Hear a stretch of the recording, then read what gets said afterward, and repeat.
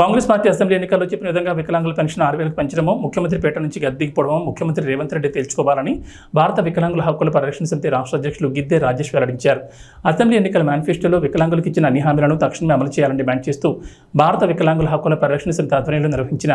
వికారాబాద్ జిల్లా కలెక్టరేట్ ముట్టడి కార్యక్రమంలో పాల్గొని ముఖ్యమంత్రి రేవంత్ రెడ్డి సర్కార్పై ఆగ్రహం, ప్రజాపాలన పేరుతో పార్టీ ఫిరాయింపుల ప్రోత్సాహక పాలన నడిపిస్తున్న రేవంత్ రెడ్డి సర్కార్ అసెంబ్లీ ఎన్నికల్లో వికలాంగులు ఇచ్చిన అన్ని హామీలను అమలు చేయకుంటే రాష్ట్ర వ్యాప్తంగా ఆందోళన కార్యక్రమాలు ఉధృతం చేస్తామని, వికలాంగుల పెన్షన్లో కేంద్ర వాటాను 300 నుంచి 3,000కు పెంచాలని త్వరలో తమ సంఘం జిల్లా అధ్యక్షులు పోతరా సుధీర్, రాష్ట్ర ప్రధాన కార్యదర్శి కావలి నరసింహ ఆధ్వర్యంలో చేవళ్ల ఎంపీ కొండా విశ్వేశ్వరరెడ్డి నేతృత్వంలో ప్రధాని నరేంద్ర మోడీని కలిసి విజ్ఞప్తి చేయనున్నట్లు తెలిపారు. రాష్ట్రంలో కాంగ్రెస్ పార్టీ అధికారంలోకి వస్తే మరి వికలాంగుల పెన్షన్ 6,000 చేయడంతో పాటు వృద్ధులు, వితంతువులు, గీతా కార్మికుల పెన్షన్లు 4,000 పెంచడం, అది కూడా 100 రోజుల్లోనే మా పరిపాలన చూపిస్తామని చెప్పేసి మరి ఆనాడు అసెంబ్లీ ఎన్నికల సాక్షిగా ఎవరైతే పిసిసి అధ్యక్షులుగా ఇవాళ వికారాబాద్ జిల్లా నుంచి ప్రాతినిధ్యం వహిస్తున్నటువంటి కొడంగల్ నియోజకవర్గం నుంచి ప్రాతినిధ్యం వహిస్తున్నటువంటి గౌరవ ముఖ్యమంత్రి రేవంత్ రెడ్డి గారు ఆ రోజు ఎన్నికల మేనిఫెస్టోలో మేము అధికారంలోకి వచ్చిన 100 రోజుల్లోనే మేము ఇచ్చిన హామీలను అమలు చేస్తాం, అట్టాడుకున్న వికలాంగుల సమాజానికి అండగా ఉండాలి, మరి కేసీఆర్ పాలనలో వికలాంగుల సమాజం అనగారిపోయింది, మేము 6,000 రూపాయలు చేస్తామని చెప్పేసి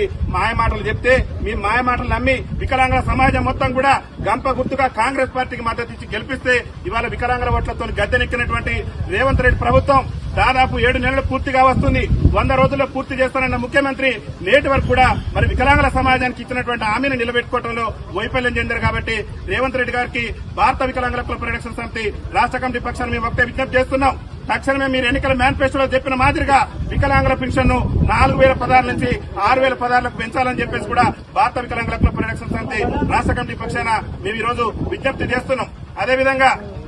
తెలంగాణ రాష్ట్రంలో వికలాంగుల సమాజం అనేక సమస్యలతో అల్లాడిపోతుంది.